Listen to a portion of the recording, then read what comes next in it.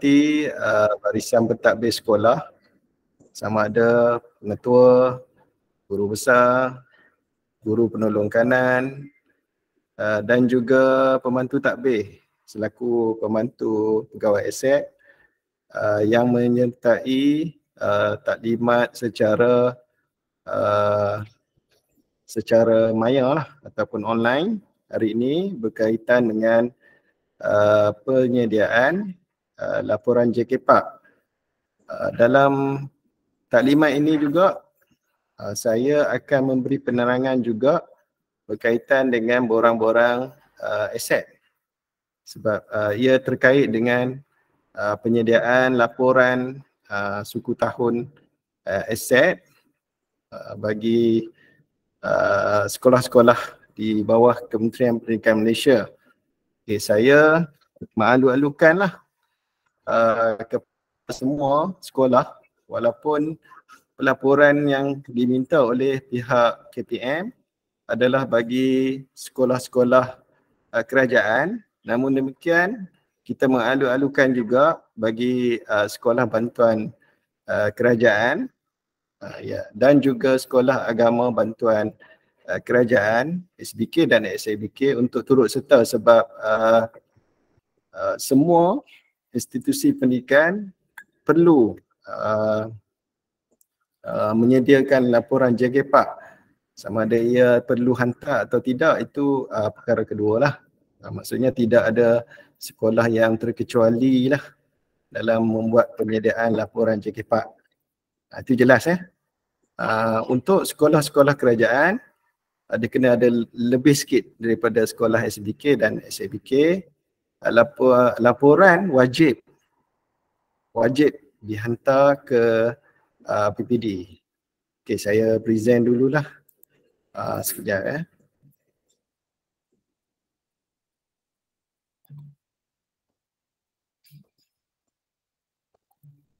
Okey, sebelum tu saya pohon kepada semua lah yang masuk dalam talian. Saya tengok jumlah dia agak banyak jugalah kat sini. Sebenarnya kita alu-alukan bukan setakat pegawai aset, kita alu-alukan semua pegawai aset dan juga pembantu pegawai aset untuk masuk. Kita tak ada sekatan hanya kepada pegawai aset, kita mengalu-alukan. Dan juga kita mengalu-alukan ketua jabatan lah, iaitu PGB untuk turut bersama dalam taklimat hari ini. InsyaAllah taklimat ini tak lebih 2 jam lah sebab ada banyak perkara yang nak disampaikan, sebab tu kita limitkan sehingga 2 jam. Saya menjemputlah tuan-tuan untuk scan SPL KPM yang terpapar di layar untuk rekod mata jam kredit selama 2 jam lah. Kepada mereka yang baru saja menyertai, mohon untuk mengimbas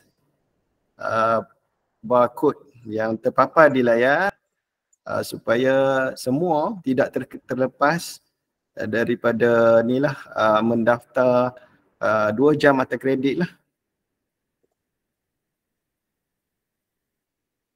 Okey, mungkin saya akan share dalam komen link ini dalam sesi penghujung penyampaian saya, insya-Allah. Okey, kita lihat kepada mengenai penyediaan laporan JKPAK yang perlu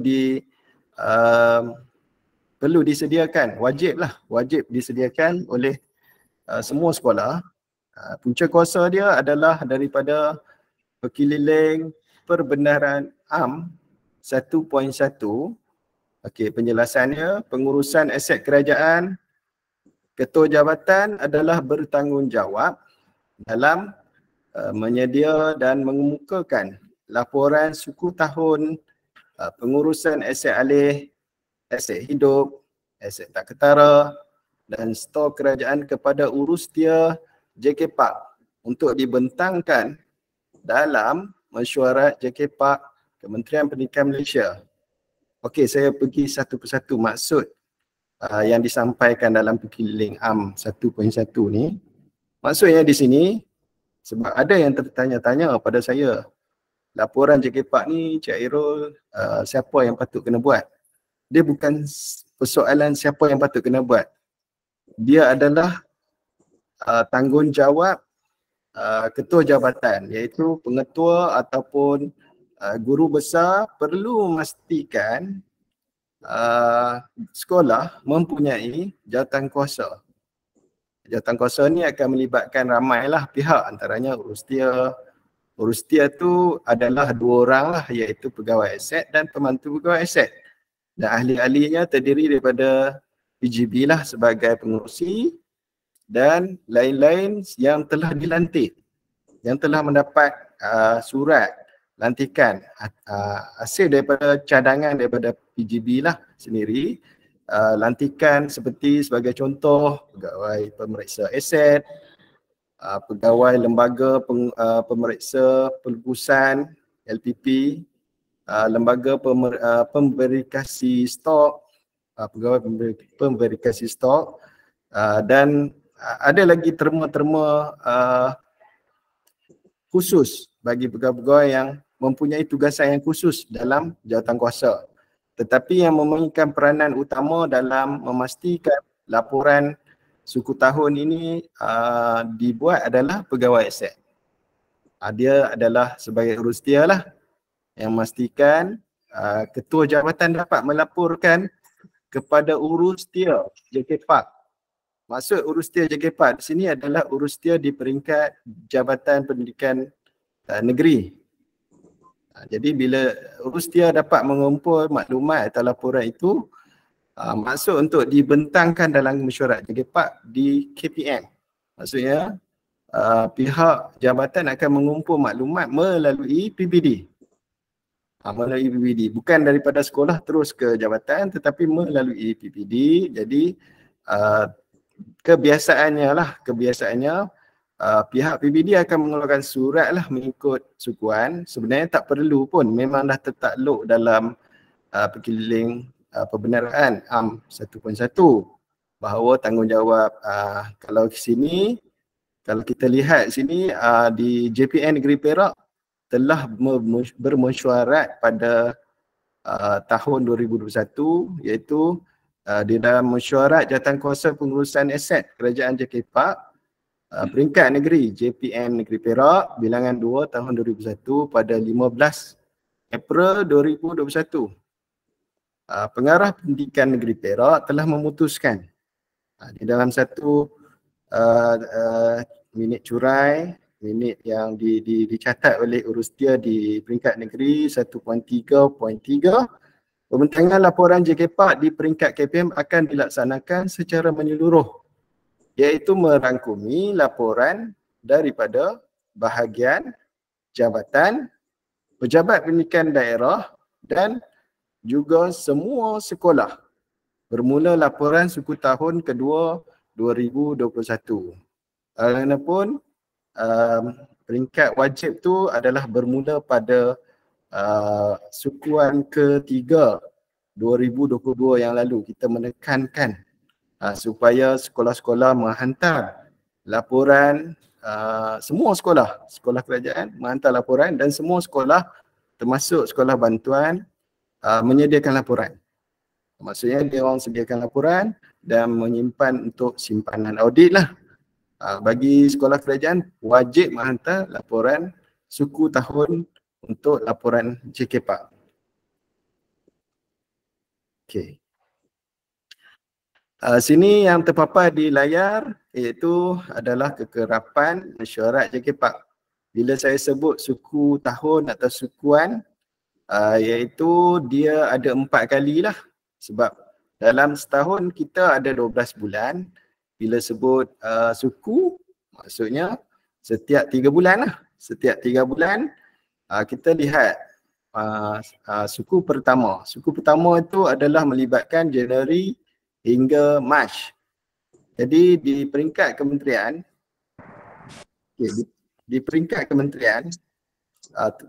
range dia, maksudnya dalam penyediaan dia bermula daripada April hingga Mei.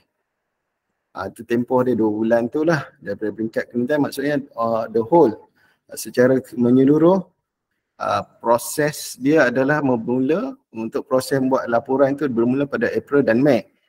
Okey, di peringkat JPN kita tengok kalau zoom di peringkat negeri antara 15 April, tapi sebenarnya itu adalah guide lah, adalah panduan. Kadang-kadang dia melangkaui sehingga 20 April atas sebab-sebab tertentu lah.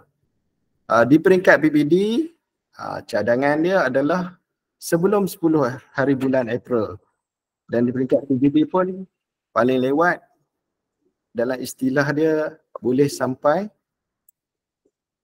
maaf ada gangguan teknikal, boleh sampai 10 hari bulan pada bulan habis sukuan itu. Itu dalam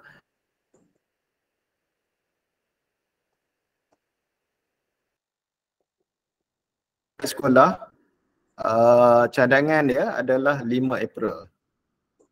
Kita minta awal sehari, 4 April. Ini bertujuan untuk memberi ruang di peringkat PPD untuk menyusun, mengumpul dan juga melaporkan. Untuk suku tahun kedua, tempoh dia antara April hingga Jun. Maksudnya sehingga berakhir 30 Jun. Dan di peringkat mesyuarat di kementerian, Julai itu taklah, itu adalah proses dia. Tapi biasanya Ogos, dia melangkaui 2 bulan lah daripada tempoh Jun tadi. Sama juga. So jadi kalau kita tengok ni, saya nak baca satu-satu ni mungkin ambil waktu lah. Tapi kalau senang cerita, di peringkat JPN 15 hari selepas tempoh itu berakhir. Di peringkat di PPD 10 hari selepas tempoh suku tahun itu berakhir. Dan di peringkat sekolah pula adalah 5 hari selepas tempoh itu berakhir. Sebenarnya kalau tidak ada transaksi, maksud transaksi sini tidak ada perolehan ataupun tidak sekolah tidak menerima sumbangan ataupun sekolah tidak buat pelupusan, maksudnya data masih sama daripada suku yang sebelumnya. Jadi mudahlah untuk laporan itu disediakan, tak perlulah nak tunggu sampai hari tarikh yang dicadangkan. Maksudnya 1 hari bulan pembantu aset dah boleh siap-siap dan tinggal lagi nak tekan butang hantar saja kepada PPD. Okey, untuk suku ketiga saya tak baca yang hari bulan tu, saya baca suku 3. Tempoh dia adalah Julai hingga 30 September pada tahun tu lah, pada tahun semasa lah, iaitu 30 September 2023. Manakala akhir suku yang terakhir, suku keempat, ia akan bermula daripada Oktober hingga 31 Disember 2023. Okey. Setakat ni harapnya penjelasan daripada Menteri Kuasa, penjelasan mengenai jadual jelaslah, disampaikanlah kepada semua sekolah. Jadi sebelum saya nak pergi ke topik kaedah pengisian, saya percaya dalam ni semua adalah pegawai pentadbir yang berpengalaman, pembantu tadbir yang berpengalaman. Saya rasa benda ni bukan baharu lah. Bukan benda yang baru, tapi mungkin ada juga di sekolah-sekolah yang pentadbir dia baru menjadi pegawai aset, baru menyertai, baru bermula lah, baru dilantik, ataupun ada juga PT-PT yang baru lah. Jadi kat sini yang mana yang dah berpengalaman tu, kita refresh balik, kita ingatkan balik. Maksudnya kita renew balik kita punya knowledge lah, pengetahuan kita sebelum ni kita renew balik. Okey, sebelum saya pergi ke peringkat kaedah pengisian, tapi saya terlebih dahulu nak minta semua tuan-tuan dan puan-puan untuk menumpukan dulu mengenai borang-borang, sebab borang-borang ni terkait dengan penyediaan laporan. Kalau ada borang yang baharu, mesti ada perubahan data dalam laporan. Kalau ada pelupusan pun mesti ada perubahan data dalam laporan. Okey, kita tengok satu persatu mengenai pengurusan aset alih kerajaan. Okey.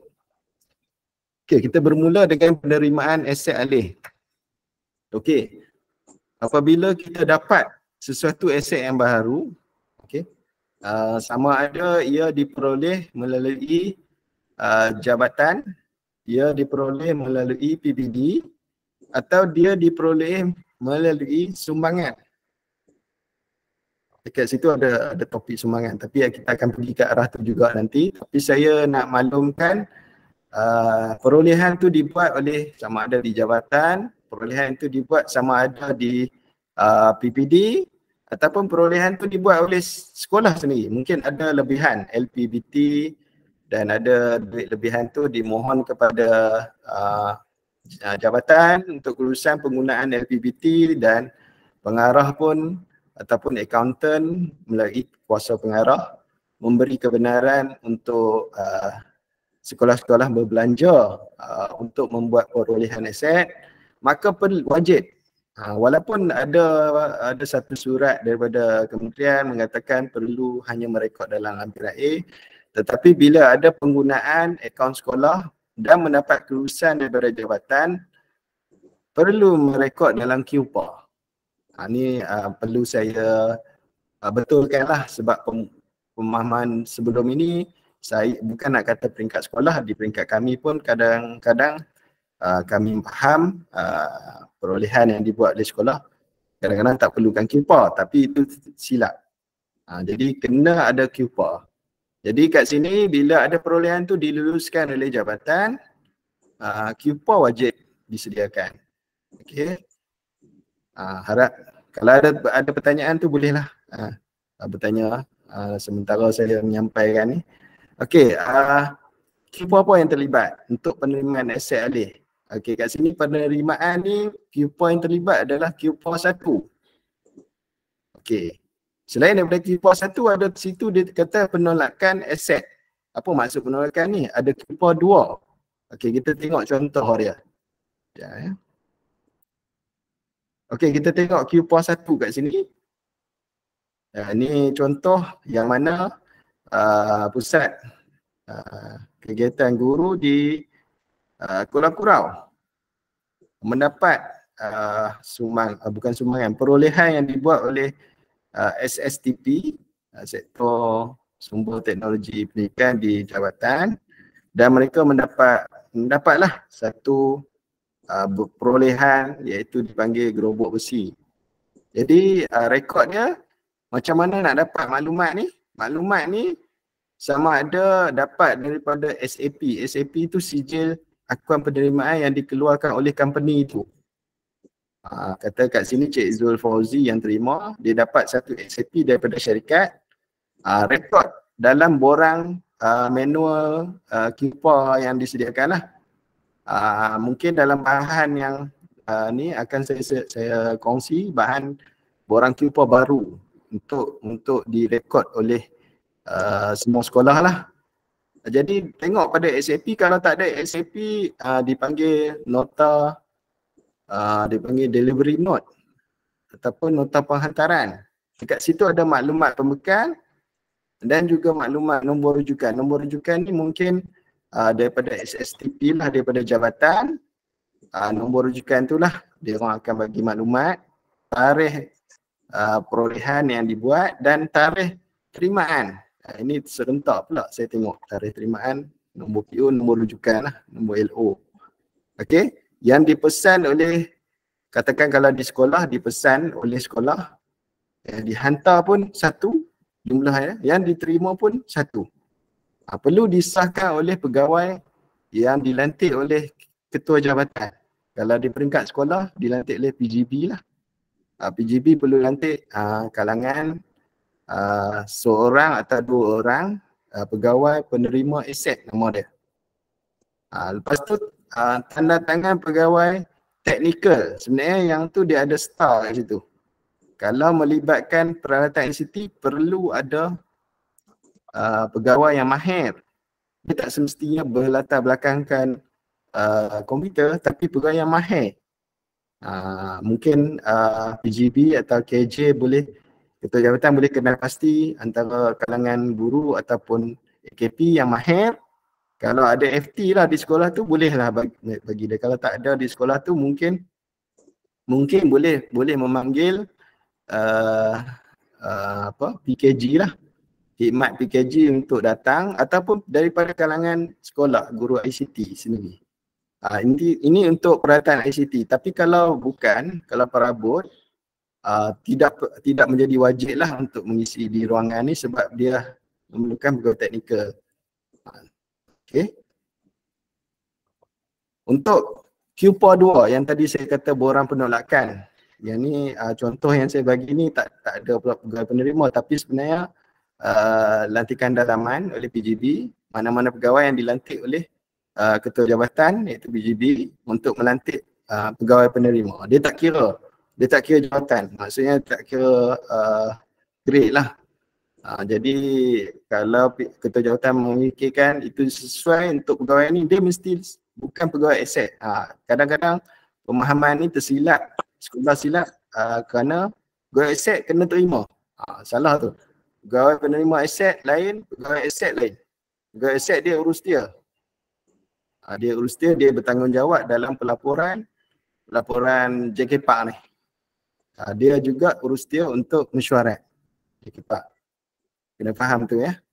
Lepas tu akaun terima pembekal atau ejen penghantaran yang dekat merah-merah ni, yang sebelah bawah ni, yang ni adalah orang yang menghantar.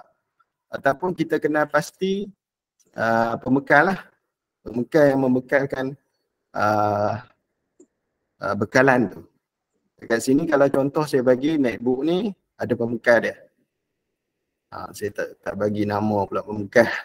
Okey, jadi kena pasti siapa yang menghantar. Dan kalau ini penting sebab apa, nanti kalau kita mengambil tempoh yang terlalu lama, biasanya syarikat takkan terima lagi sebab dia akan bagi alasan tidak ada tindak balas yang cepat lah daripada peringkat sekolah. Dah terima, kenapa selepas seminggu baru kata ada barang rosak. So jadi kalau boleh hari pertama tu lah, kalau tidak dapat minta seseorang yang terima tu, pegawai penerima tu mencatat di ruangan sijil akuan penerimaan tu kata tertakluk kepada pemeriksaan selepas kalau menerima satu jumlah yang banyak boleh subjek tertakluk kepada pemeriksaan yang teliti yang akan dibuat kemudian. Maksudnya kena ada catat dekat ruangan SAP tu sendiri. Okey, topik yang seterusnya adalah pendaftaran aset alih. Pendaftaran aset alih ni ada banyak borang yang terlibat. Tapi sebelum kita wujudkan borang dipanggil surat beranak dalam istilah tu. Surat beranak ni antara salah satu dia, sama ada dia QPOR 3 ataupun dia QPOR 4. Apa maksud QPOR 3? QPOR 3 tu adalah perolehan aset ataupun benda, item yang nilai dia satu unit melebihi RM2,000. Maksudnya daripada RM2,000 tepat dan ke atas. Nilai dia mesti kena daftar dalam borang dia, surat beranak dia adalah QPOR 3. Tu dia kena mengisi borang QPOR 3. Okey, nanti kita tengok contoh lah. QPOR 4 pula, item ataupun perolehan aset.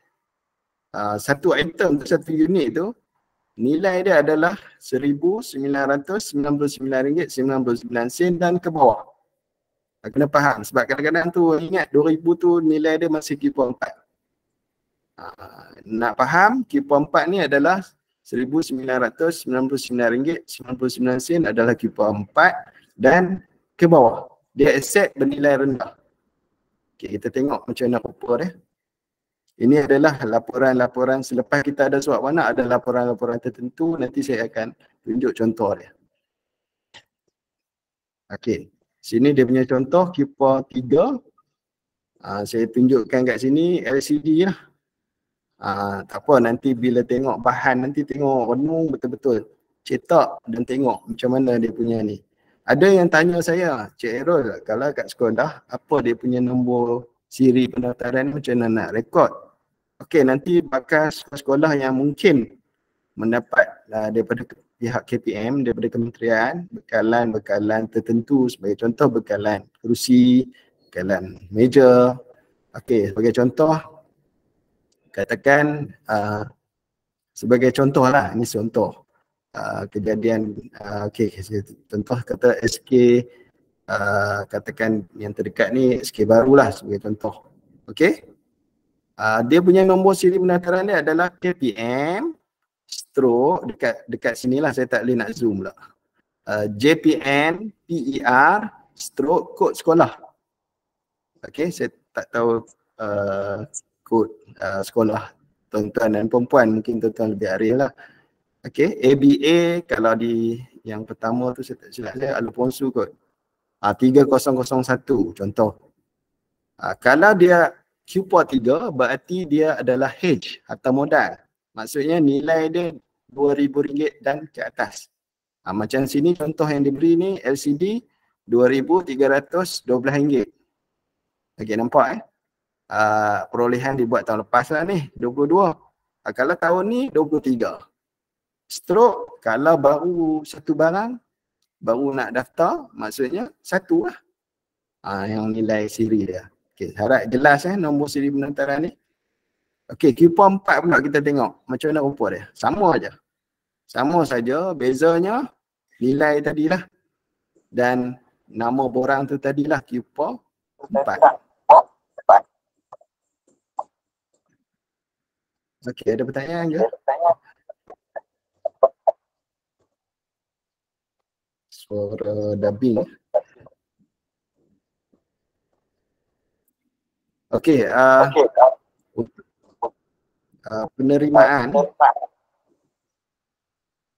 penerimaan sumbangan ataupun penerimaan aset hadiah.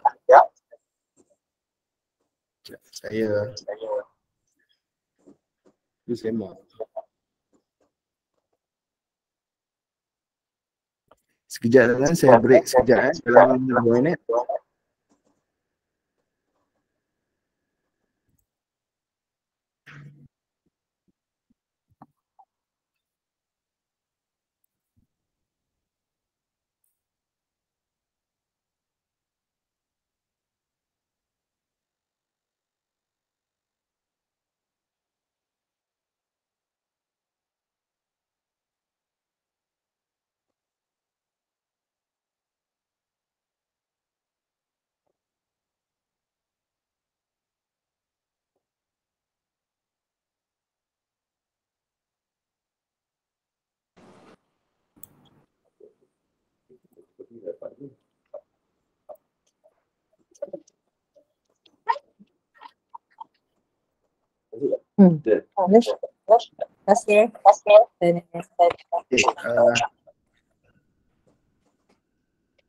Okey tu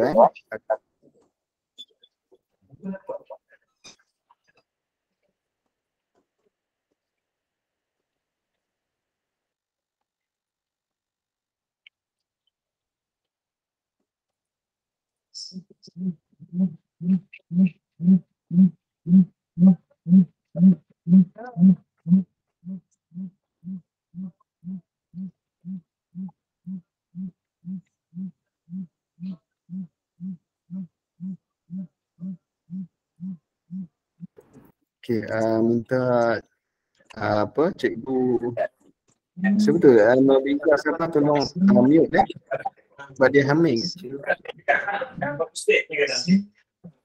Oh, okey.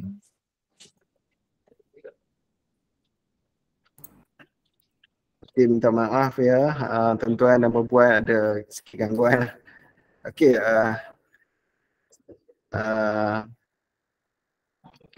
dekat ruangan komen tu mana yang terlepas melihat kod tadi, boleh tengok di ruangan komen lah. Ada 2 orang yang share, boleh klik mana-mana satu, Hajar Sardanah dengan Santi Nadesan. Boleh klik di situ dan inilah boleh masukkan nombor IC tuan-tuan dan perempuan untuk rekod apa orang kata SPL KPM. Okey, saya sambung ya. Maaf ada gangguan tadi.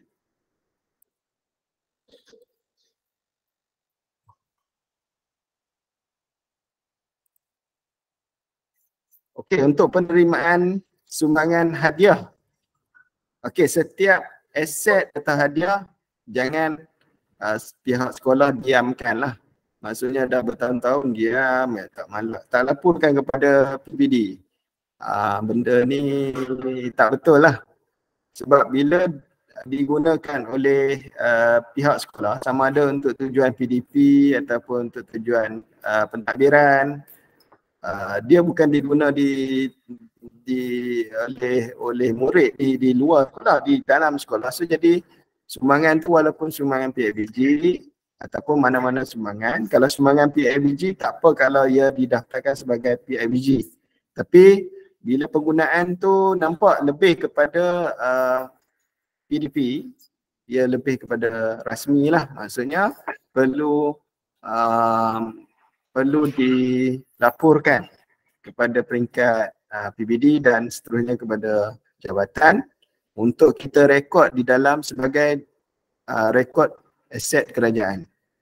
Walaupun ia adalah sumbangan, berbentuk sumbangan. Jadi kita lihat okey, yang pertama kita lihat sekolah perlu melaporkan kepada PBD dengan mengisi borang lampiran A. Borang lampiran A ni adalah di bawah Peraturan 8, Peraturan Pegawai Awam Kelakuan dan Tata Tertib 1993 dan Perkhidmatan Bilangan 3 tahun 1998. Jadi ini adalah contoh dia. Baru lagi contoh dia ni saya ambil. Harap SJKC UCHAI ni tak marah saya lah sebagai saya buat contoh. Jadi untuk memudahkan kawan-kawan, saya pun ada berkongsi lah di Telegram PBD, Telegram Aset mengenai senarai semak terima hadiah dan juga borang yang terlibat lah. Selain daripada di dalam Telegram, pihak PBD juga telah email kepada semua sekolah lampiran-lampiran dan borang-borang yang diperlukan dalam bentuk soft copy. Maksudnya boleh edit maklumat-maklumat di borang tu. Tak perlu cetak dan type. Jadi kita memudahkan pihak sekolah lah. Okey, seterusnya adalah pelabelan dan senarai aset. Yang ni boleh kata majoriti sekolah tak memaparkan QPA 7. Boleh katalah, saya boleh kata sebab saya buat tinjauan, walaupun tak semua sekolah, walaupun beberapa sekolah, tinjauan di kelas-kelas tak ada pun label QPA 7. Kita boleh terima di bilik darjah tak ada benda tu, tapi yang peliknya di pejabat pun tak ada. Tak ada dipaparkan QPA 7. Jadi penting untuk mendapat mengelakkan daripada teguran daripada pihak audit, sama ada audit sekolah ataupun audit dalam. Jadi QPA 7 perlu dipaparkan di bilik-bilik khas, terutamanya bilik pejabat lah. QPA 7 tu kena ada. Jadi macam mana rupa dia? Ini sebagai contoh je lah. Sebagai contoh ni ruangan saya, senarai, nombor siri pendaftaran, ikut item. Sebab ada tu, kalau kerusi banquet dia ada, contohnya ada 10, dia boleh buat kat sini, sorry. Dia boleh buat kat sini nombor siri 1 hingga 10.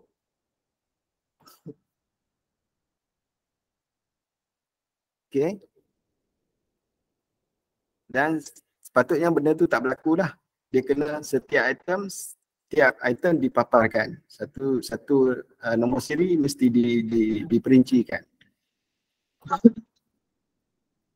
Kalau melibatkan 3 helai muka surat pun 3 helai lah.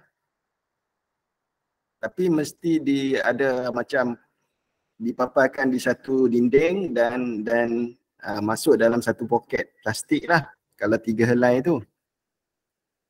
Okey, mesti disediakan oleh pegawai aset. Nanti orang ingat, Kak Aero lagi besar daripada pegawai aset. Tak, pegawai aset di UiD, Puan Syahira, tapi saya ni penyelaras. Okey, masuk yang sini. Okey. Di sebelah kiri ni, kalau di sekolah pegawai aset lah, sama juga di mana-mana PTJ, masuk yang PPD, pegawai aset yang sediakan, dan user. User dia adalah pengguna. Maksudnya kalau ruangan tu adalah macam ni, dalam contoh ni saya sebagai user, saya kena sahkan betul tak pegawai aset senaraikan ni betul tak. So jadi saya sahkan. Kalau di ruangan pejabat, user dia siapa? Kalau nak bagi pada guru besar pun boleh, tak ada masalah. Ataupun nak bagi salah seorang daripada penolong kanan. Tapi bukan pegawai aset. Pegawai aset kebanyakan di sekolah adalah PK1, PK pentadbiran. Tapi ada juga yang melantik di kalangan guru kanan yang lain. Itu bila dapat urusan daripada KPN, kita pun terimalah. Tapi yang disyorkan oleh JPN adalah PK pentadbiran untuk pegawai aset. Okey.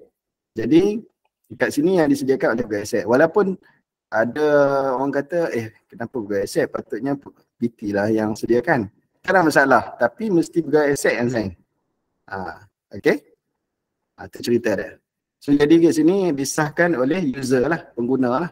Kalau contohnya kalau nak semua dah bilik khas dah ada, mungkin nak lebih efisien lagi, di dalam bilik darjah pun ada, guru kelas lah yang sahkan. Dia sebaik-baiknya semua ruang atau bilik ada keeper 7. Tapi setidak-tidaknya di bilik pejabat itulah kena ada lah. Sampaikan bilik pejabat pun tak ada, maksudnya ada masalah rekod di peringkat sekolah. Jadi kita nak orang kata buat penambahbaikan, walaupun tak buat menyeluruh secara segera, kita buat berperingkat sikit demi sikit. Okey, itu mengenai pelabelan dan senarai aset. Kita tengok pula penyelenggaraan aset alih. Okey, kat sini dia kata kalau ada kerosakan, yang ni selalu boleh kata, jangan kata sekolah kan, di peringkat atas pun, PTJ ke PPD ke, di mana-mana jabatan pun ada kelemahan sikit kat sini. Penyelenggaraan aset ni perlu direkodkan sebenarnya. Walaupun kita dah banyak kali dah buat perbaikan, tapi kadang-kadang kita tak merekodkan betul-betul setiap penyelenggaraan. Itu membuatkan kadang-kadang yalah kita ada kekangan tersendiri, tapi kalau boleh yang seboleh-bolehnya setiap penyelenggaraan itu direkodkan dalam QPA 10. Okey. Selain daripada QPA 10 ada maklumat-maklumat yang perlu diisi, iaitu QPA 14 dan QPA 15. Apa tu? QPA 15 ni jadual penyelenggaraan. Maksudnya kita merancang bila nak buat. Lepas tu QPA 14 pun sama, lebih kurang juga format dia, nanti kita tengok. Okey, kita tengok QPA 10. QPA 10 sebagai contoh, sini saya bagi contoh komputer lah, peranti yang mana ada laporan daripada pihak sekolah, peranti yang diterima tu rosak. Jadi dilaporkan ke PPD, pegawai teknikal memberi ulasan, sure. Maksudnya yang bagi ulasan ni orang yang ada kompeten, ada tauliah lah untuk bagi ulasan. Sama ada pegawai aset tu sendiri ataupun pegawai teknikal. Dalam hal komputer mungkin pegawai aset bagi peluang kepada FT untuk bagi ulasan lah, dan diluluskan oleh ketua jabatan. Ketua jabatan di peringkat sekolah iaitu pengetua atau guru besar lah. Kalau di peringkat VD lah. Itu dia punya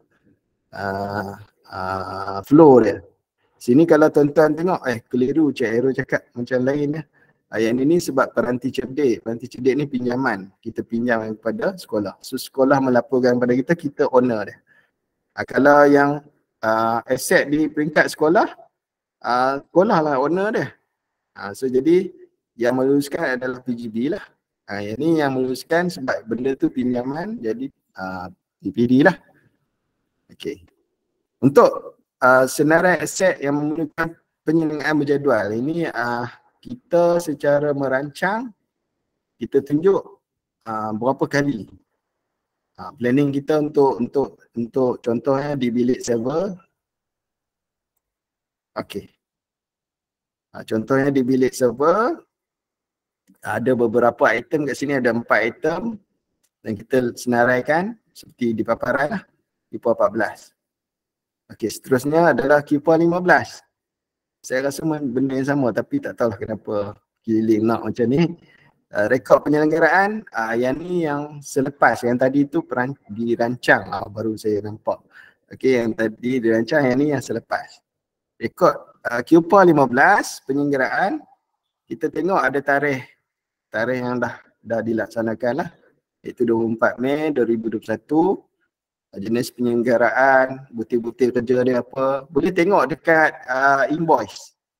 invoice yang kalau kita hantar repair, kita tengok maklumat invoice tu, kita tulis je apa benda yang kedai tu buat. Tapi kadang-kadang tak faham juga kedai tu tulis apa kan.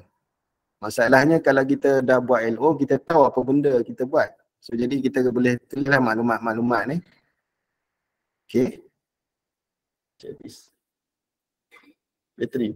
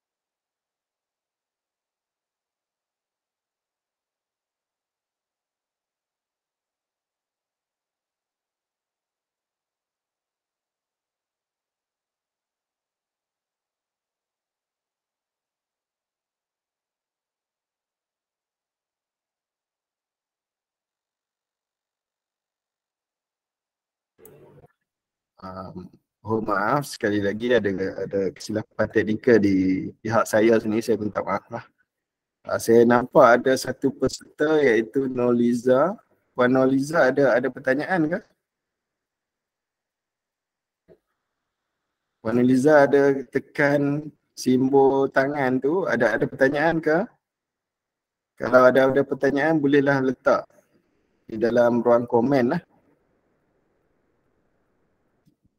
supaya saya boleh baca. Yang lain-lain yang ingin bertanya pun sama, boleh letak di ruangan komen supaya mungkin Hajah Sadanah boleh bantu saya lah untuk maklumkan pertanyaan tu lah. Okay, kalau tak ada saya teruskan.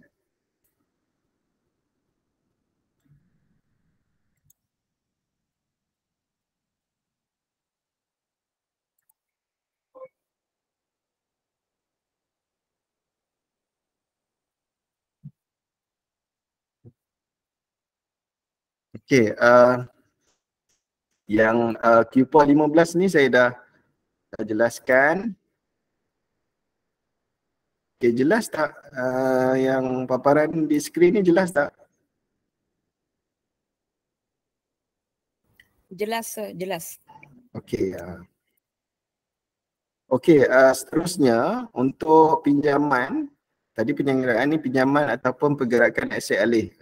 Saya percaya sekolah belum ada sekolah lah. Kalau ada pun maklumkanlah pada saya. Kalau ada pengeluaran ataupun pinjaman aset yang selalu untuk pinjam ni benda yang mobilize lah, boleh bawa balik, macam tu lah.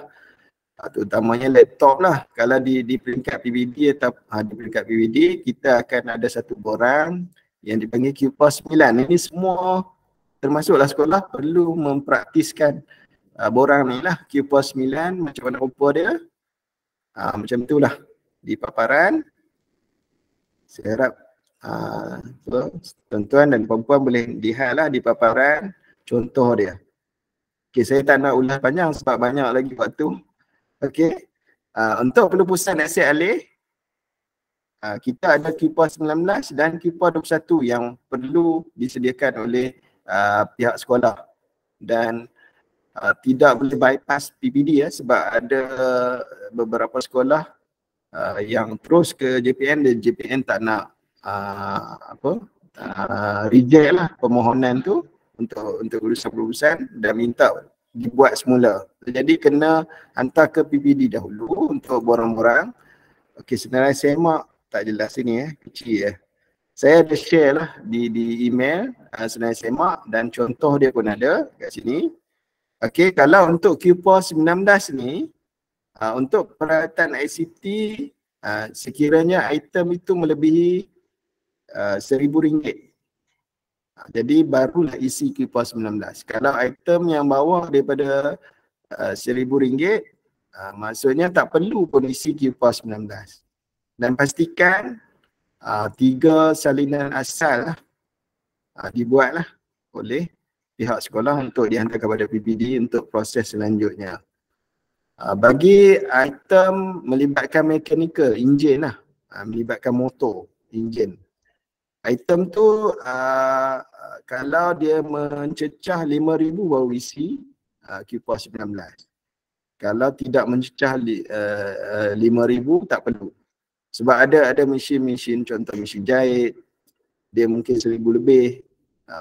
Tak perlu isi QPAS 19. Untuk QPAS 21 ni adalah borang yang wajib diisi oleh semua sekolah. Yang ni adalah borang wajib untuk permohonan mendapatkan kelulusan pelupusan lah. Okey. Dan borang ni siapa yang perlu sign? 2 pegawai di kalangan guru yang dilantik oleh KPM. Ada lantikan daripada KSU iaitu Lembaga Pemeriksa Pelupusan dipanggil LPP. Jadi ada 2, bukan seorang. Kena ada 2 lantikan. Ada 2 pegawai lah. Kalau seorang maksudnya tak cukup syarat. Jadi kena ada 2 dan kalau QPAS 21 tu maksudnya senarai dia melebihi daripada 1 muka surat.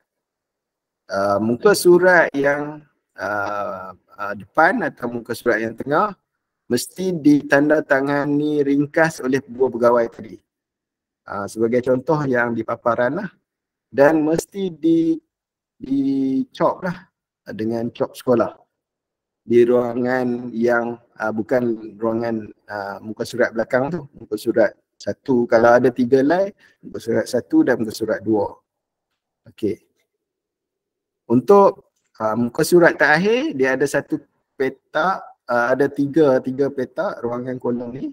Hanya 2 petak ni yang perlu ditandatangani oleh LPP, Lembaga Pemeriksa Pelupusan. Dan ada cop, ada tarikh lantikan ikut surat surat daripada KSU tu, surat KPM. Tarikh dia daripada bila dan sehingga tarikh pemeriksaan dibuat. Tarikh lantikan bermula kuasa dalam surat lantikan lah. Dan tarikh pemeriksaan itu tarikh masa 2 pegawai ni melihat aset yang rosak tu tadi, yang hendak dicadang untuk dilupuskan. Okey. Selain daripada QPAS 19 dan QPAS 21, ada surat lantikan, salinan surat lantikan pun kita nak. Salinan surat lantikan perlu dihantar kepada PPD. Dan kuasa melulus jangan ada PGB yang sign pula. Yang ini kuasa melulus ada di peringkat JPN. Maksudnya pengarah pendidikan yang akan sign dan cop lah. Okey. Dan sebelum kita masuk kaedah mengisi laporan, kita lihat okey, kat sini dia ada poin kehilangan aset alih. Kehilangan aset alih ni tak ada contoh lah saya nak bagi. Cuma laporan awal kehilangan ni PPD akan maklumkan pada sekolah yang terlibat kalau dia menghubungi saya akan maklumkan mesti lapor tidak melebihi 24 jam. Maksudnya dalam tempoh 24 jam tu segera lapor kepada pihak polis. Maksudnya ada report polis. Lepas tu buat satu surat ringkas kata bila kejadiannya dan hantar kepada pihak PBD. Pihak PBD akan guide sekolah berkenaan sehinggalah proses kelulusan hapus kira. Proses hapus kira tu ada borang-borang tertentu yang mana pihak jabatan sendiri yang akan guide. Yang akan lantik pegawai-pegawai mungkin di kalangan sekolah ke ataupun di kalangan PBD ya, untuk membuat siasatan lah yang lebih lanjut berkenaan dengan kehilangan aset. Okay, dan yang terakhir itu pemeriksaan aset alih. Okay, pemeriksaan aset alih ni melibatkan 3 borang lah, iaitu Q4 11, borang laporan daripada pegawai pemeriksa aset dipanggil. Pegawai pemeriksa aset. Ada 2 orang, sekurang-kurangnya setiap sekolah tu kena ada pegawai pemeriksa aset 2 orang dan Q4 11 tu sebagai rekod terperinci aset yang diperiksa oleh pegawai pemeriksa.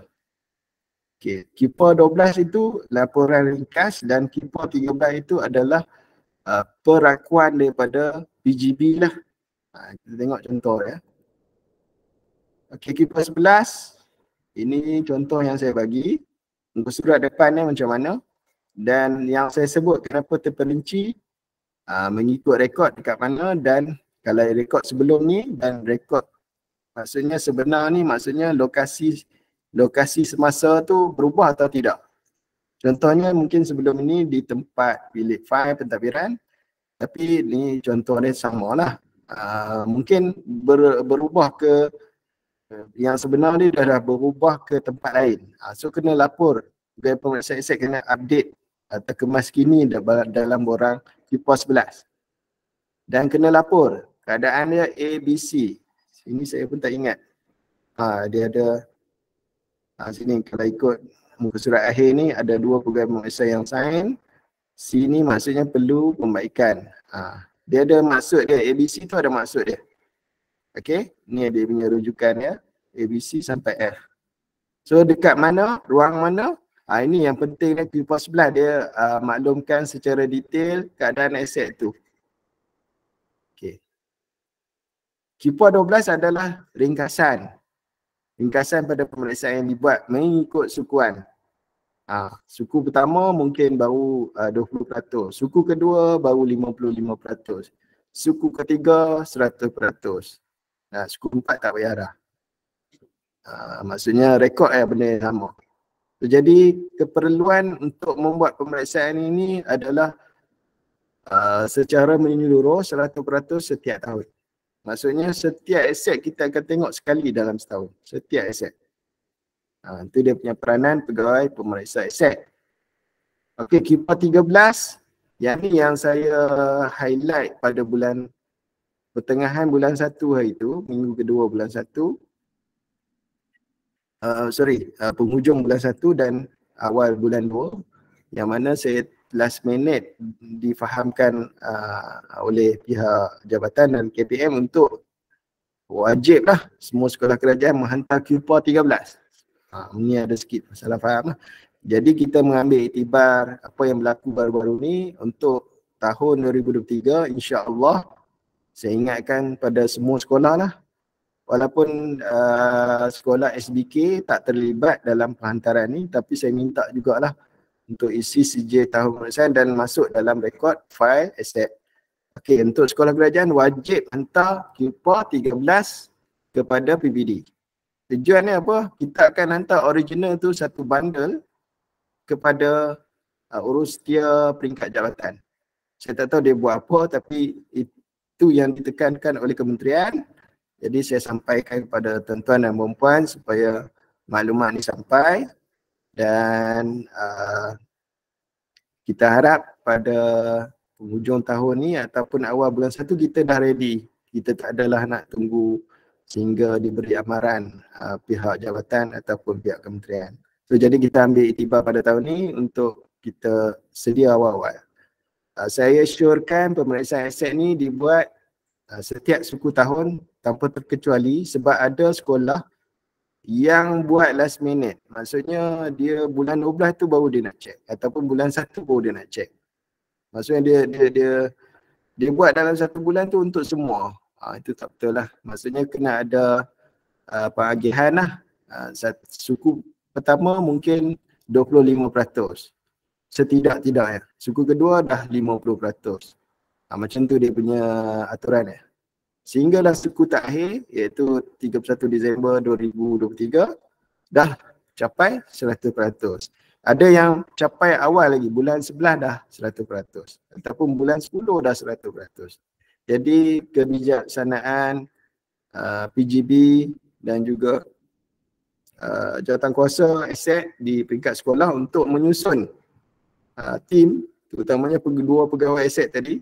Pegawai nak harapkan dua tu tak cukup. Mungkin pegawai aset dan pembantu pegawai aset membantu pemeriksa untuk bersama-sama membuat pemeriksaan aset. Okey.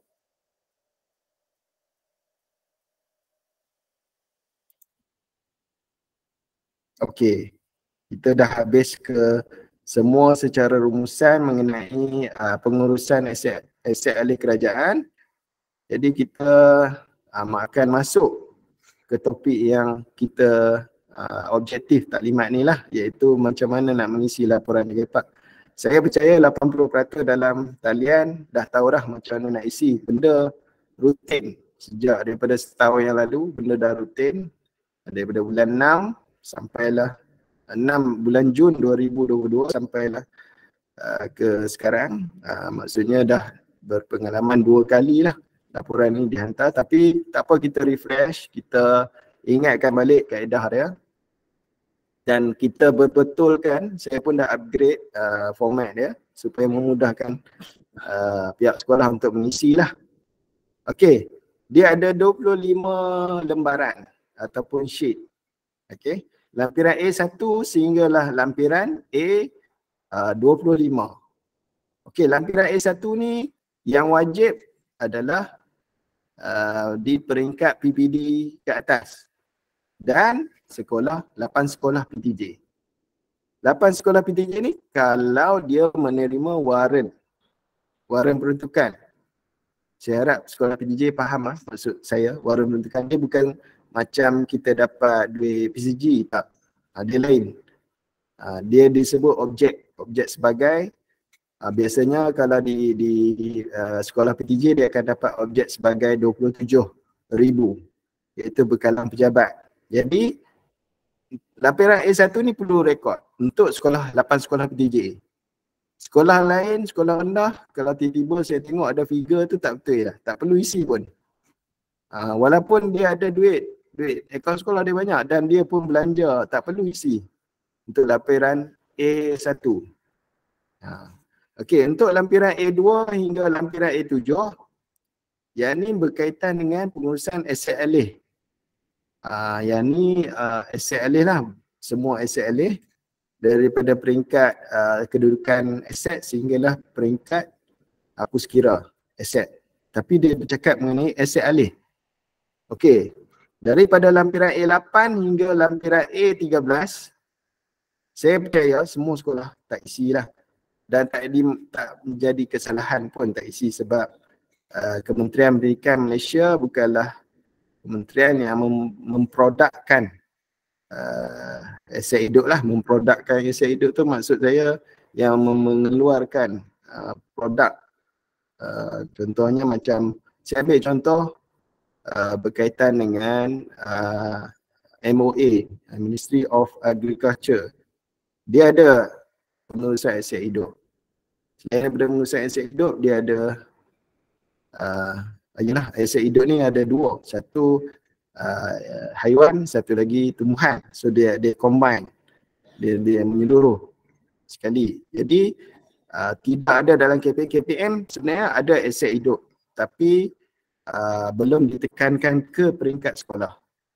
Hanya ditekankan mungkin di peringkat jawatan.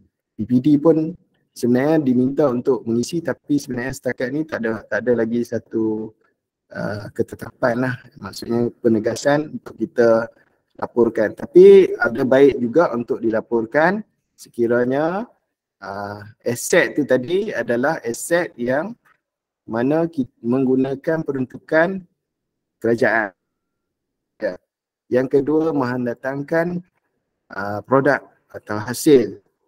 Yang ketiga, penyelenggaraan dia menggunakan peruntukan kerajaan. Itu syarat ada 3 tu. Kalau nak mengisi tu, kita kena patuh dalam lampiran A8 hingga lampiran A13. Dan kita kena patuh juga perkeliling aset AM 4 dan perkeliling aset AM 5 yang menyebut haiwan dan tumbuhan. Yang tu kita kena patuh lah, maksudnya daripada peringkat daftar sehinggalah peringkat aposekira. Yang tu kena patuh sebab banyak borang. Sama banyak dengan borang aset alih. Aset alih sampai 37 borang, sama juga dengan aset hidup. Sebab itulah kita tak bagi penegasan ni kepada peringkat sekolah, sebab dia akan menambahkan lagi banyak lagi borang-borang yang perlu diisi. Jadi kita hanya beri penekanan tegas mengenai pengurusan aset alih. Harap sekolah yang bertanya, yang selalu tanya saya tu fahamlah kenapa kadang-kadang saya tak menjawab soalan tu. Penguata kena ada ke, kena isi ke, borang ni kena ada ke. Bukan tak boleh, tapi itulah kita punya, kita kena ikut bapak. Bapak kata macam ni, maksudnya kementerian kita macam ni. So, jadi tak apa, kalau nak maintain, kena maintain betul. Ada sekolah yang melaporkan aset hidup ikan. Jadi kena maintain lah borang daftar dia sampai borang laporan, borang penjagaan, kena ada borang-borang dia. Takut nanti bila kita declare, kita tak mampu untuk tunjukkan kepada audit borang-borang tu. Jadi kena fahamlah keadaan tu. Dan wajib pengisian lampiran A8 hingga A13 tu kena isi, kena update setiap 10 tahun. Jadi untuk ini kita ambil pendekatan mudah. Majoriti sekolah belum membuat laporan, jadi kita pun mengisi kosong lah buat masa ni, sehinggalah kita ada satu penegasan yang baru daripada peringkat kementerian lah. Okey, itu A8 hingga A13. A14 hingga A19 aset tak ketara. Yang ni jarang sekali di peringkat PD dan sekolah, sebab ini hanya di peringkat jabatan. Sebab jabatan dia ada dipanggil sektor pengurusan maklumat. Segala pembelian aset tak nampak lah, senang cerita. Aset tak ketara ni nak bagi faham adalah aset yang kita tak nampak tapi aset. Maksudnya kerajaan beli benda tu, contohnya macam email kita ni. Email benda tak nampak kan. Benda boleh nampak tapi maksud kita tak boleh pegang. Faham tak maksud saya? Kita boleh pegang laptop kita, email ni. Tapi email kita tak boleh pegang, kita boleh nampak. Macam tu cerita dia. Sebab tu dia sebut aset tak ketara. Dan benda tu direkodkan bukan di peringkat bawah, di peringkat yang tertinggi, iaitu jabatan dan kementerian. Faham Sebab tu dia ada lampiran A14 hingga A19. Ini tujuannya untuk peringkat yang tertentu, iaitu peringkat jabatan dan kementerian. Okey, lampiran A20 hingga lampiran A24 untuk stok. Stok ni saya tak minta pihak yang sekolah-sekolah SBK, tapi tak mengapa kalau untuk dia melaporkan untuk tujuan dia dalaman lah. Tapi apa yang diperlukan di peringkat kementerian, kami mahu laporan daripada 8 sekolah PTJ saja. Jadi kalau tuan-tuan mengisi di A20 dan A24, data tu tak akan diambil oleh PBD. Tapi tak mengapa, untuk semua sekolah saya syorkan buatlah. Sebab apa? Bila kita menggunakan akaun sekolah, perlu diisi juga di dalam lampiran tu. Lampiran A20 hingga lampiran A24. Cuma dia tak ada, kalau pembelian melalui akaun sekolah ni LPBT ke dengan PCG kan. Yang ini boleh menggunakan lampiran A. Yang ni tak ada penegasan lah daripada peringkat kementerian. Jadi cuma dalam laporan boleh dilaporkan. Cuma laporan itu tidak diambil oleh PPD. Kena jelas itu. Kami hanya mengambil laporan daripada 8 sekolah PTJ sahaja. Jadi kalau tak nak lapor pun tak ada masalah. Yang penting bila audit sekolah datang, ada dalam lampiran A. Kalau yang buat mengekalkan QPAS pun lagi baiklah, sebab yang selalunya audit sekolah dia takkan ada panduan mengenai lampiran A, dia ada panduan hanya QPAS. Jadi kena maintain kat situ lah. Cuma dalam lampiran A2024 kami hanya ambil data sekolah PTJ saja. Okey, jelas Untuk lampiran A25 ni jarang lah. Selagi belum dapat surat kelulusan JPN, tolong jangan update lah. Sebab ada sekolah yang baru hantar surat permohonan dah masuk data dia terima aset. Kena faham tu. Dah ada kelulusan daripada JPN baru masuk A25. Kita dapat buka kat sini. Okey, kita pergi ke borang lah.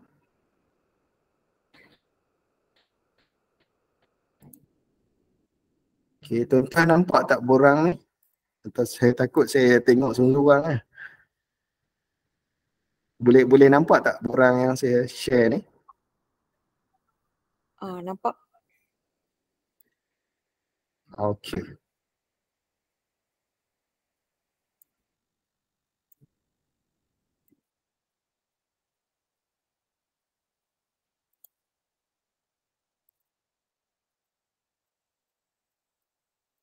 Okey, saya baca sikit panduan lah kat sini.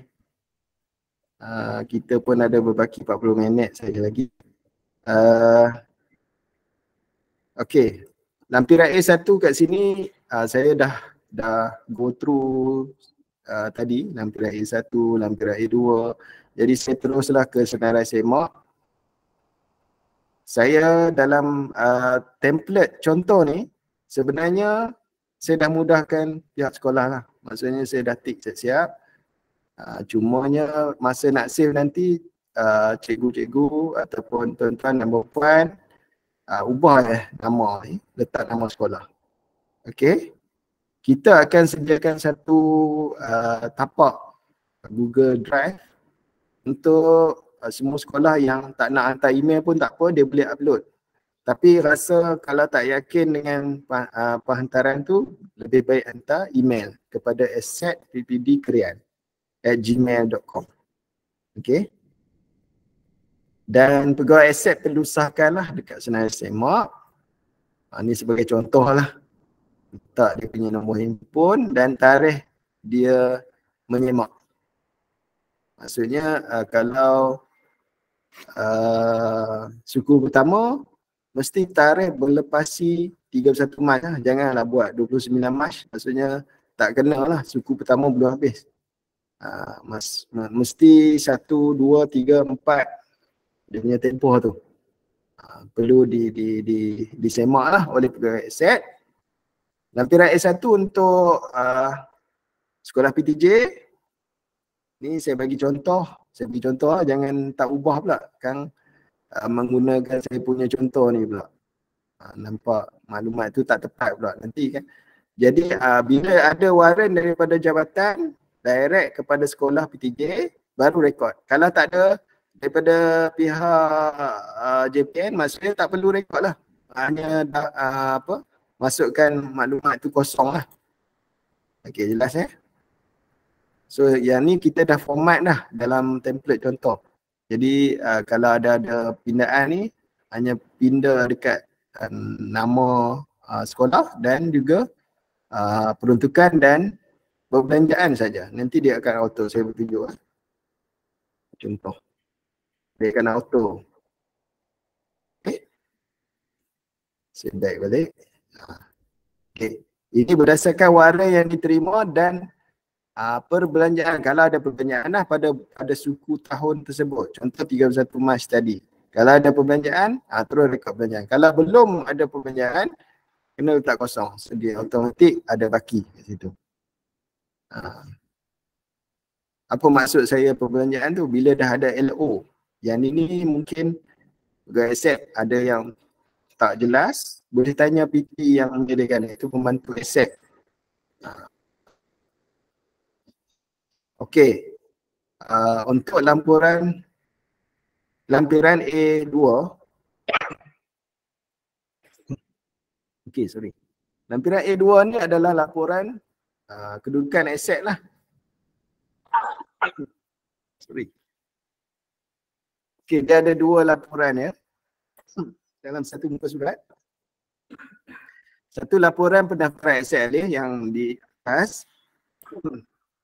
Kita tengok sama dia punya apa kolom dia tu dengan laporan kedudukan semasa aset alih. Sebab ada sekolah yang terkeliru, dia isi sama. Jadi kita pun nak kutip data tu rasa macam was-was sebab tak nampak dia punya tambah dan tolak dia. Jadi yang ni, yang lampiran A2 ni dengar betul-betul, dia penting. Laporan pendaftaran aset alih. Kita ada buat penambahbaikan sikit dekat ruangan kolom M dan kolom N dan O. Okey, ni contoh saja. Saya ambil situasi sekolah contoh ni, ada 3 perkara yang berlaku dalam tempoh 3 bulan pertama tu. Okey. 3 bulan pertama tu ada pindahan aset. Ni saya sengaja tulis alur sebagai contoh saja, jangan ingat benda betul pula. Ini sebagai simulasi saja. Okey, pindahan aset dari SMK Al-Musu ke sekolah tuan. Sekolah contoh ni lah. 30 unit kerusi. Sebab apa? Pembukaan sekolah dah bermula pada 20 Mac, jadi terpaksa minta daripada bantuan sekolah yang terdekat lah untuk pindah aset. Jadi nilai dia NPA, nilai perolehan aset. Lagi orang tak faham NPA ni apa. Nilai perolehan aset. Nilai perolehan asal NPA. Jadi nilai perolehan asal dia 3,000 untuk 30 unit kursi. Okey. Itu situasi yang pertama. Situasi yang kedua adalah perolehan aset oleh PBD Krian. Maksudnya sekolah ni tak buat pembelian pun. Yang buat pembelian tu pejabat pendidikan. 30 unit lagi. Dengan nilai perolehan aset dia dah baru, kita baru nak beli, mahal sikit lah, 4,500. Contoh lah ni contoh. Ada 31 Mac.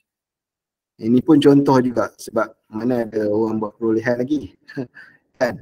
Okey, situasi yang ketiga adalah sekolah ni ada buat pelupusan dan ada surat kelulusan dan dia pun dah jual. Dapatlah RM3 jualan tu dan masuk resit tu, masuk dalam resit PPD.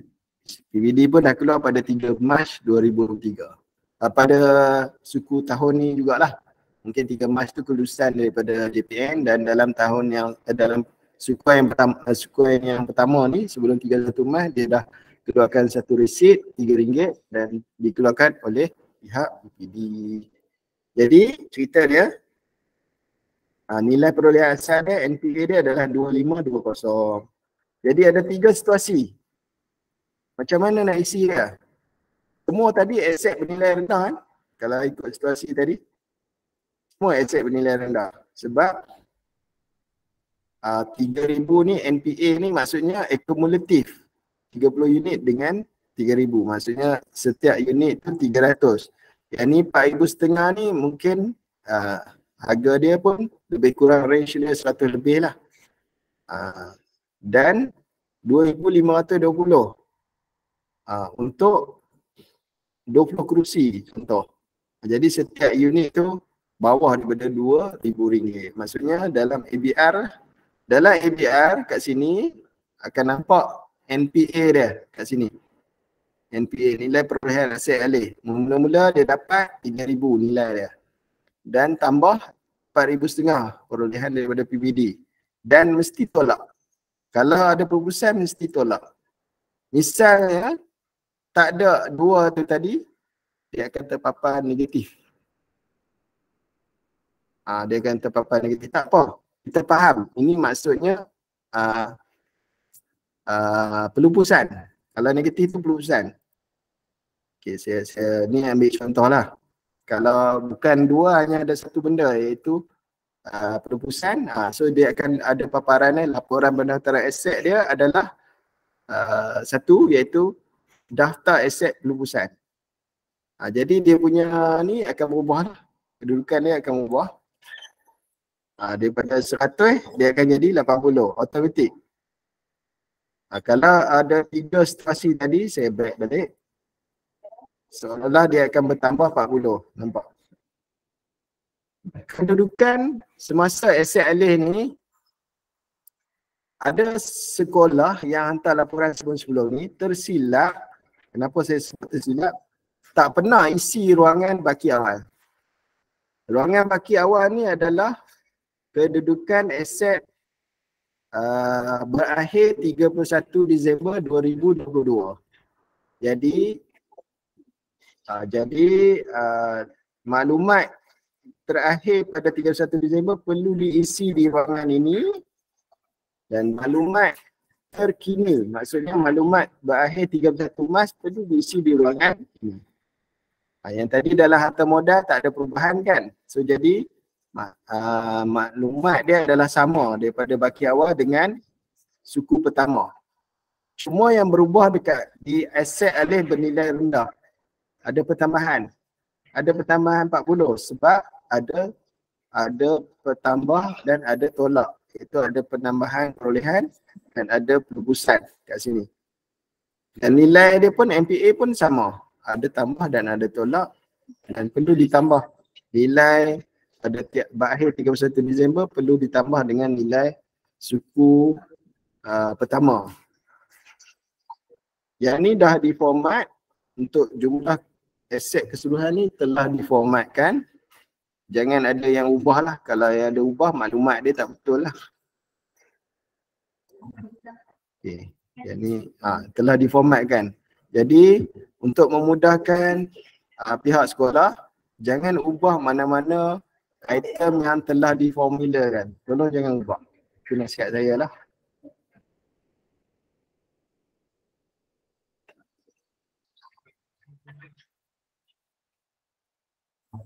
Okey, lampiran A3. Lampiran A3 adalah laporan pemeriksaan aset alih. Untuk suku pertama ni mustahil lah yang buat pemeriksaan 100% sebab dia baru 3 bulan pertama. Jadi kat sini contoh yang saya bagi dia 24.39. Kalau boleh 25 lah. Jadi perlu diisi jumlah aset keseluruhan dan diperiksa berapa. Yang medan yang dah diformat ni tolong jangan ganggu lah. Tolong jangan ganggu. Dan jangan pula suku pertama ni letak 123 sedang digunakan sebab baru kita cek 30, jadi kita hanya boleh laporkan 30 lah. Yang ni pun ada sekolah kurang faham, dia isi jumlah keseluruhan. Jumlah keseluruhan ni kita tengok nanti bila suku keempat. Itu lampiran A3. Untuk lampiran A4, untuk jadual A, saya yakin tidak ada sekolah perlu isi benda ni. Biarkan kosong. Biarkan macam ni. Tapi kena isi nama sekolah. SMK ataupun SK apa. Kalau tiada kenderaan. Sebab kenderaan walaupun terdapat di sekolah PPJ, tetapi maintenance dia di PBD dan jabatan.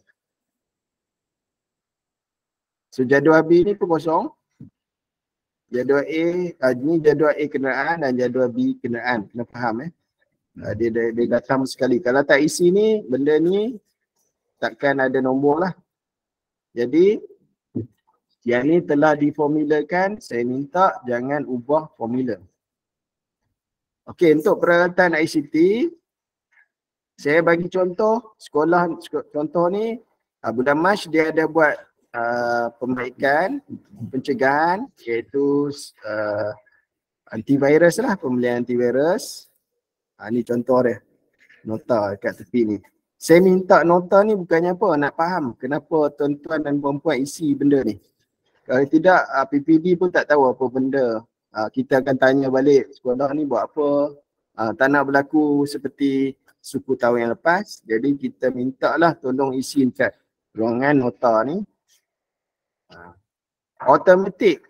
Di jadual B ni automatik. So jadi jangan ubah. Medan yang ada formula jangan ubah.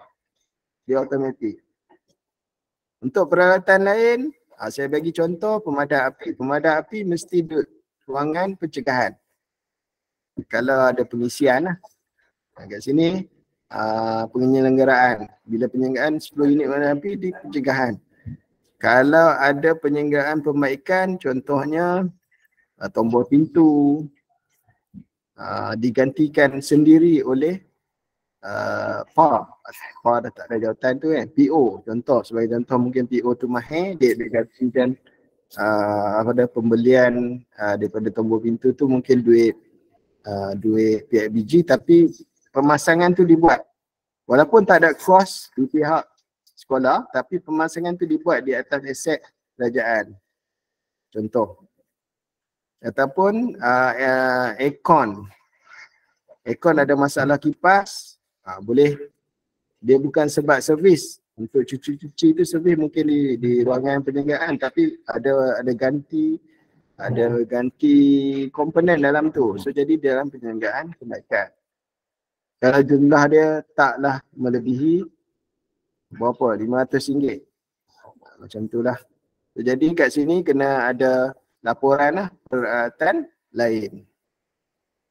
Situ saja untuk lampiran A4. Untuk lampiran A5, jarang sekali berlaku, tapi dalam kes ni saya sengaja bawa contoh ada sekolah ni dapat pindah kerusi. Jadi ginilah dia punya pengisiannya. Saya minta kalau yang tuan-tuan dan perempuan yang tak ada pindahan ni nanti guna template ni tolong kosongkan balik yang ni. Sebab apa, kalau tak ada pindahan janganlah kekalkan template ni. Okey, itu lampiran A5. Lampiran A6 kita tengok kat sini laporan pelubusan. Saya nak ingatkan laporan pelubusan ni hanya diisi bila ada resit dan kelulusan.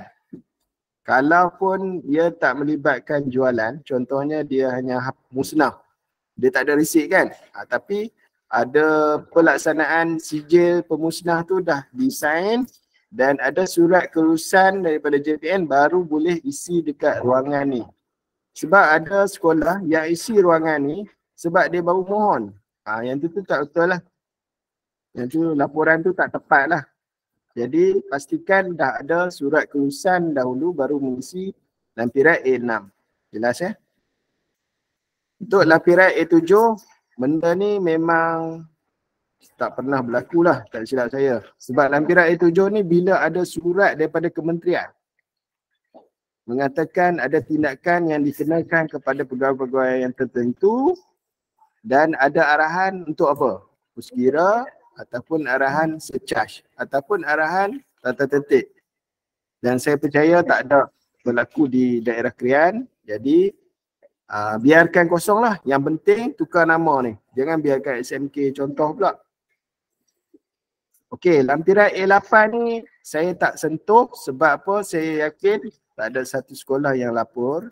Tapi saya siap-siap lah isi kosong untuk tuan-tuan. Cuma nak minta jasa baik sekolah-sekolah ubah nama ya. Sebab apa, laporan bila ada pemantauan dia nak tengok ada semua, setiap lampiran ada. Jadi kena ubah nama lah. Ni bila kita minta semak laporannya masih kekal dengan template SMK contoh. Okey. Jadi saya skip sehingga lampiran A13. Sama juga dengan lampiran A14 sehingga lampiran A19. Sama juga dengan tadi. Minta tuan-tuan ubah nama sekolah. Dan lampiran A20 ni saya minta hanya sekolah PTJ saja yang lapor. Yang lain tak perlu pun. Maksudnya tak perlu tu maksudnya tak perlu hantar kepada PDD lah. Tapi kalau untuk tujuan rekod di sekolah rendah untuk dicetak itu atas pada pegawai aset dan pegawai aset simpan di sekolah lah. Saya percaya pemantauan tak melihat benda tu. Sebab apa, dia tak dikira sebagai laporan yang perlu dilihat oleh pemantau. Jadi yang ni saya minta hanya sekolah PDA yang isi nama sekolah dan kedudukan dia, iaitu nilai stok sebelum ni baki. Suku pertama sedia ada baki dia, samalah dia tarik. Lepas tu penerimaan ni adalah pembelian ya, pembelian pada 3 bulan pertama tu, dan pengeluaran itu adalah dia dah menggunakan stok. Okey. Dan medan yang ada format ni tolong jangan ubah. Memang dia dah tersedia format. Cuma nak isi yang ni dekat baki bawah hadapan sedia ada ni pun ada format, so jadi tak perlu nak ubah. Kena isi di stok semasa, baki bawah hadapan, penerimaan dan pengeluaran saja. Tiga kotak ni saja. Okey. Untuk lampiran A21, verifikasi stok ni hanya biarkan kosong. Sebab ini dibuat pada hujung tahun. Iaitu pada bulan Oktober ataupun November ataupun Disember. 3 bulan ni. Salah satu bulan lah. Jadi pihak sekolah tak perlu buat suku tahun ni, biarkan saja kosong. Kalau dah masuk bulan 10, kalau nak buat, boleh isilah. Jumlah keseluruhan perolehan itu diperiksa oleh pemverifikasi stok dan keadaan stok tu sendiri. Biasanya stok ni dia tak ada lapor rosak, tidak aktif, tidak diperlukan. Biasanya kita tak lapor, kita biarkan kosong. Termasuk juga yang A ni usang kan. Ni usang ni mungkin bagi kategori yang dah sampai dah tak pakai lebih daripada setahun, baru kita masuk maklumat ni. Tapi untuk laporan suku tahun 31 Mac ni tak perlu isi apa-apa.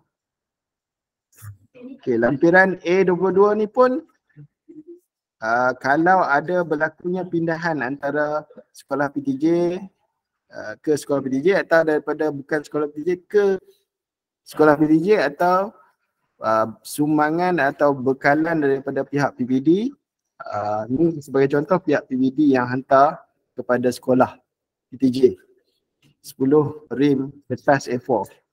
Ni sebagai contoh lah, mungkin peperiksaan unit peperiksaan hantar 10 rim sebagai contoh. So jadi dilaporkan kepada PTJ. Okey, lampiran A23 laporan perubusan stok memang tak pernah berlaku.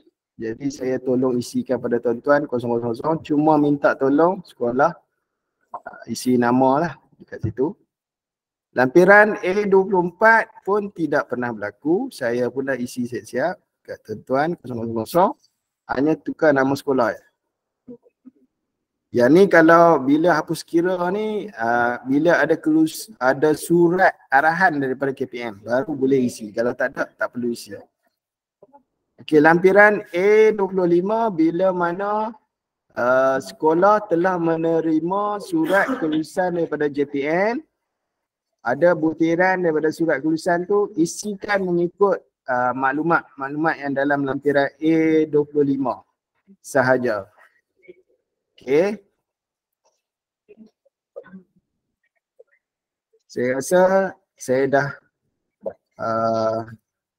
dah lengkap lah penerangan setiap laporan ni dalam laporan JK Park ni. Jadi saya bukalah untuk pertanyaan. Okey, kat sini ada yang kata tak jelas suara saya, terkejut juga ni. Mungkin tak apalah, saya minta maaf pada Puan Jamilah lah kalau maklumat tu tak jelas. Tapi kita akan kongsikan rakaman link rakaman taklimat ni untuk mungkin pihak sekolah untuk review balik, untuk lihat balik maklumat-maklumat yang disampaikan, dan mungkin dalam link saya akan bagi bahan jugalah, bahan taklimat untuk tuan-tuan dan puan-puan melihat balik laporan yang perlu disediakan dan juga borang-borang yang diperlukan oleh pihak sekolah. Okey, sebelum saya undur diri, saya buka ruang mana-mana tuan-tuan perempuan yang ingin bertanya lah.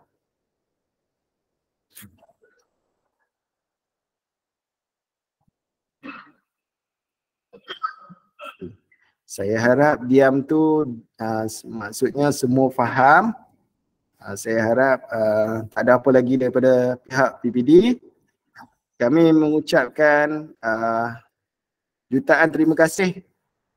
Ya, kita akan share slide dan juga link yang saya sebut tadi lah. Termasuk link kehadiran pun kita akan share.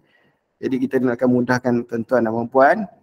Okey, saya ucap bagi pihak lampiran yang tak perlu isi, perlu hantar tak? Dia dalam satu Excel.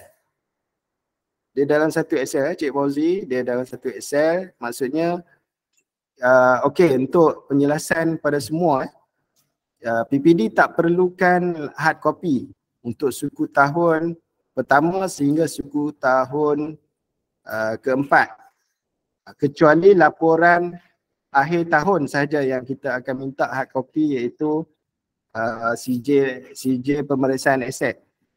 Jadi kita hanya minta laporan Excel saja, soft copy saja melalui email ataupun Google Drive yang kita sediakan. Kalau tak hantar melalui Google Drive tak apa, hantar melalui email saja. Okey, kalau ada keraguan kami akan call atau WhatsApp. Ya, saya insya-Allah pada hari bekerja memang open untuk mana-mana yang bertanya. Walaupun kalau bukan hari bekerja pun saya akan respon pada hari bekerja. Itulah. Okey. Saya rasa saya tak buka dah soalan. Waktu pun dah menghampiri 2 jam. Jadi saya ingin mengucapkan jutaan terima kasih lah kepada semua pentadbir sekolah, terutamanya pengetua, guru besar, guru penolong kanan, pentadbiran, pegawai aset, pembantu pegawai aset, dan juga saya ucapkan terima kasih kepada pembantu tadbir kewangan ataupun pembantu pentadbiran PTPO yang sudi bersama menyertai taklimat ini. Saya mohon maaf ada gangguan teknikal beberapa kali tadi. Saya mohon maaf bagi pihak PPD. Kalau ada salah dan silap daripada pihak kami, harapnya dimaafkan. Okey. Saya sudahi dengan ucapan wabillahi taufiq wal hidayah. Wassalamualaikum warahmatullahi wabarakatuh. Tambahan kita akan kongsi nanti dalam Telegram, insya-Allah. Okay, terima kasih. Saya lupa nak sebut. Selamat berpuasa kepada semua tuan-tuan dan puan-puan yang Muslim lah. Assalamualaikum warahmatullahi wabarakatuh. Waalaikumsalam. Terima kasih Cik Hairul.